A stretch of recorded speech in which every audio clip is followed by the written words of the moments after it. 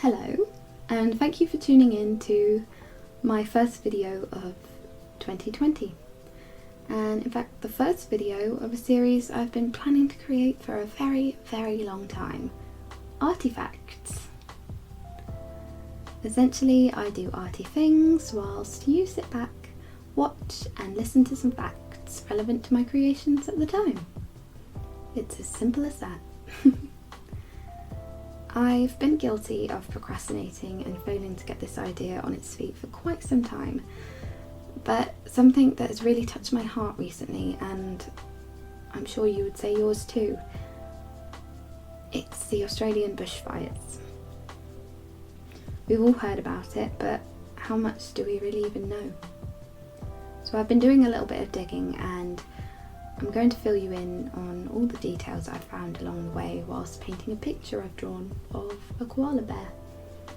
Admittedly using cheap paints and lacking any professional abilities, and totally not staying within the lines, but hey, I never said I was Da Vinci, so... Just a little disclaimer before I get into it. All the information in this video has come from reliable news sources and is what is currently available to me on the 25th of January 2020. So please do feel free to share any information or suggestions in the comment section below. But other than that, I hope you will enjoy this video and potentially take something away from it that you didn't previously have. So bushfires aren't uncommon in Australia. In fact, between the months of April and September, it is known as fire season. But the past year has been significantly worse than usual, and the fires have been hard to control, to say the least, since June of 2019. Despite the 1974 bushfires being much larger nationally, consuming 290 million acres, the New South Wales Rural Fire Service has regarded this the worst bushfire season in history. In 1974, damages cost around $5 million, but the costs currently stand at around $36.5 million in 2020. Now, I imagine that is Australian dollars, but I did see those figures on an American article, so I'm not 100% sure on that one, but either way, a lot of money. Usually all it takes is a spark or a strike of lightning to the dry bushes and woodland, and fire will just spread instantly. That said, it's been reported that several of the fires this season, approximately 183 of them, are suspicious and believed to have actually been started by humans.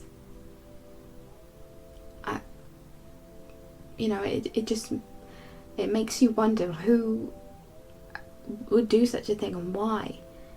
I can only imagine that it's accidental, or maybe started by kids or a group of irresponsible adults. Who knows?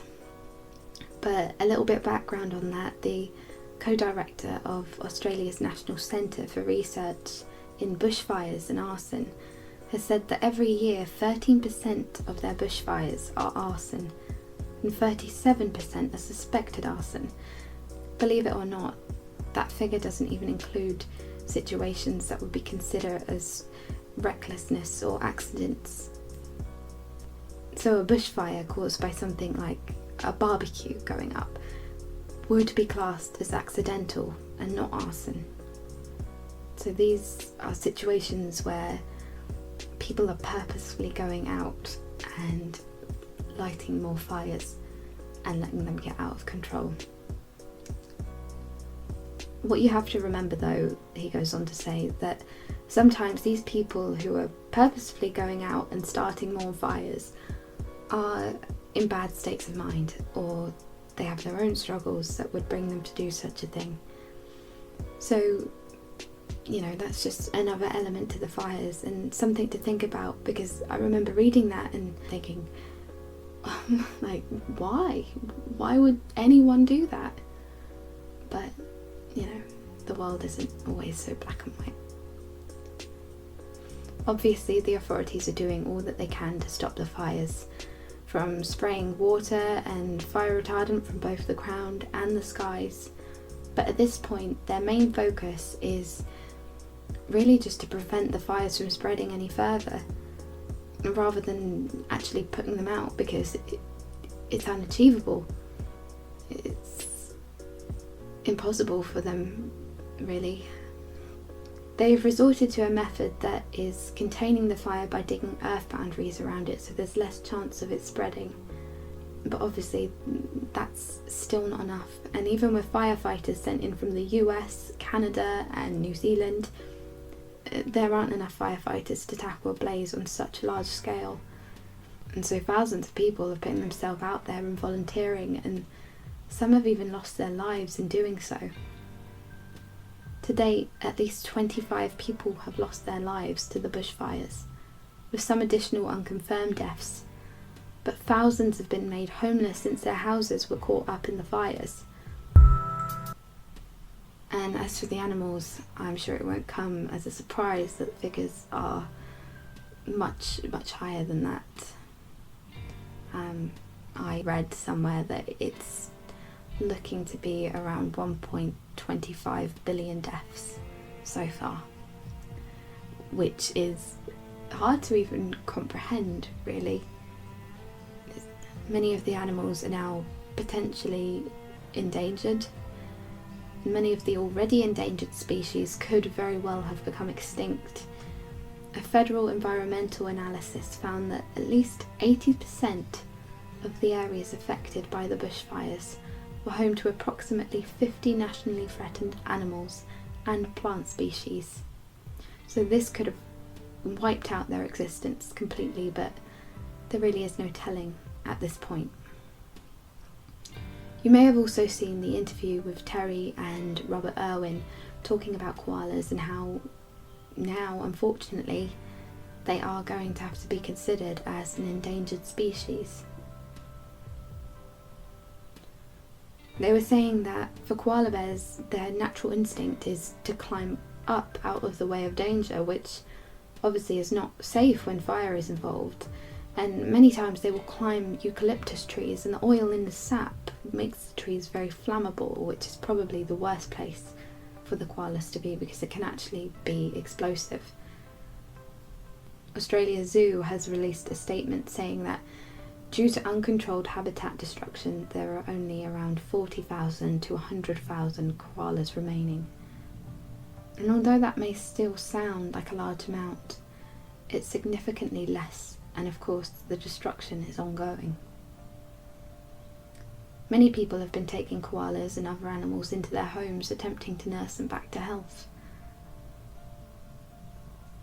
But even if they do recover and are well enough to go back out into the wild, it's not certain that they're going to have anywhere to go. Along the stretches of the eastern and southern coast is where most of the burning is taking place, which is concerning because that is where most of the population lives. However, this past summer, every single state and territory has experienced fires to some extent. Over 10 million hectares, or 24 million acres, have been burned so far. So to put that into some sort of perspective, 1 hectare is roughly the size of a sports field. So if you think of a sports field and then think of 10 million of them, and then some more on top of that, or pretty much all of England just up in flames. It's crazy. A lot of people have reported the smoke being so thick, and the pictures look like something out of some sort of apocalyptic movie, but obviously for the people living there, that is their reality. You may have heard about Malakusa and how in December people woke up to dark skies in the morning, which quickly turned to a sort of orange haze as the fires drew closer. People were eventually evacuated from their homes and told to head for the beach because that was really the only place that could be considered safe at that time. Now, there's been some speculation that climate change could be a big factor in this crisis. This past year, Australia's passed a new record temperature once, and then again with an average maximum of 41.9 degrees Celsius, or 107.42 Fahrenheit. And that was noted on the 18th of December last year. I've also been reading about the natural weather phenomenon, which is the Indian Ocean and Dipole, and that's brought a very hot and very dry spell right across the country, so they are experiencing a long period of drought.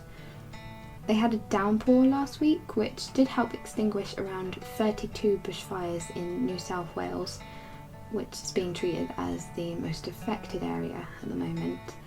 And everybody thought, oh, this is great, this will help put out all the fires, but no. They're still very much ablaze and very much an issue, unfortunately. But of course, going back to climate change, science has proven that there is a rise in CO2 levels on this planet, which of course means more heat. Scientists have long warned that this hotter, drier climate will contribute to fires becoming more frequent and more intense, spreading faster and wider throughout Australia. So what is being done and what is the government planning to do? The Prime Minister, Scott Morrison, has vowed to put an increase of funding in place for the firefighting services across all of the Australian states, as well as payouts for the volunteer firefighters with an additional $2 billion Australian dollars on top to fund the recovery process that will be put into place. However, Australia's people weren't particularly impressed with how poorly the situation has been handled, and the government has indeed come under some strong criticism, particularly surrounding the lack of effort to tackle climate change.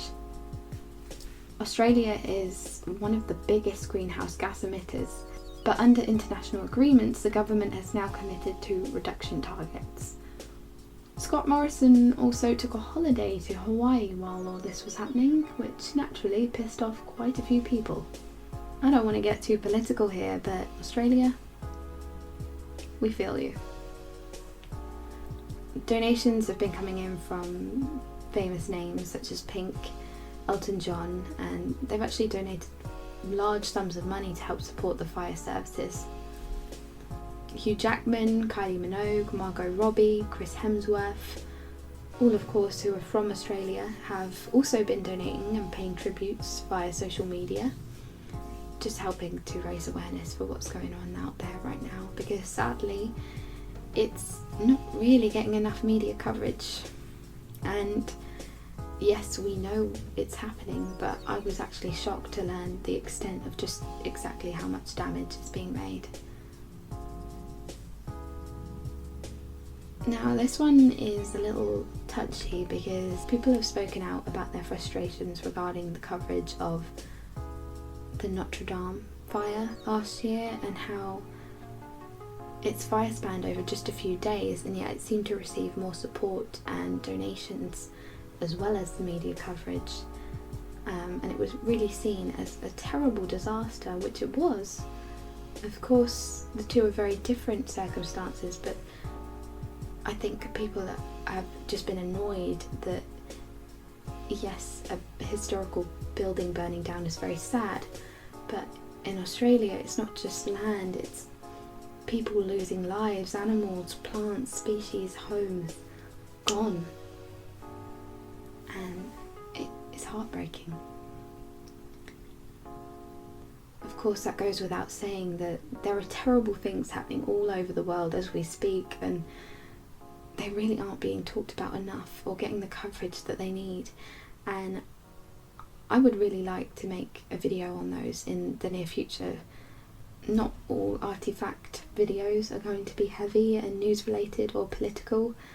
I want them to be fun and factual and unbiased, but sometimes, there are things that need to be brought to light. So how does this bushfire compare to other large-scale fires that we've experienced globally in the last few years?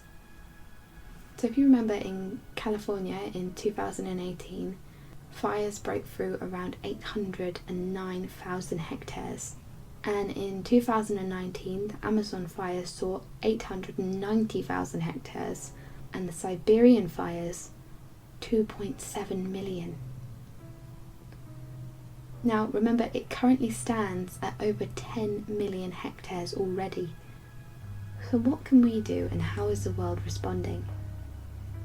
There's lots of ways in which you can contribute, and donations, no matter how big or small, will help. I was actually prompted by Facebook to create a fundraiser the other day, and this instantly came to mind, so I will link my fundraiser for wires in the description box below, should you want to donate. I've seen that Lush has just released its new limited edition koala soap named All Wild Things, with profits going to their own bush animal fund, which will help with wildfires and restore habitat. So if you fancy a little pampering session, you can get your hands on one of those for £5. I've been seeing a lot of people creating artwork and posting it to social media, helping to raise awareness, which is great. Some keen crocheters have been sending woolly pouches for the rescued joeys, as well as mittens and blankets for all the other animals who are being looked after. I believe that's predominantly through Wires Wildlife Rescue organisation, but I could be wrong, so I will double check that and leave the details of that in the description. There are several voluntary programs you can get yourself involved in should you want to take part, and again I will leave links and details in the description box below. Anything you can do will really, really make all the difference. And in case you didn't know, this video will be going up on the 26th of January 2020, which is indeed Australia Day, which marks the anniversary of the 1788 arrival of the first fleet of British ships at Port Jackson. My thoughts are with you, Australia. Thank you for watching.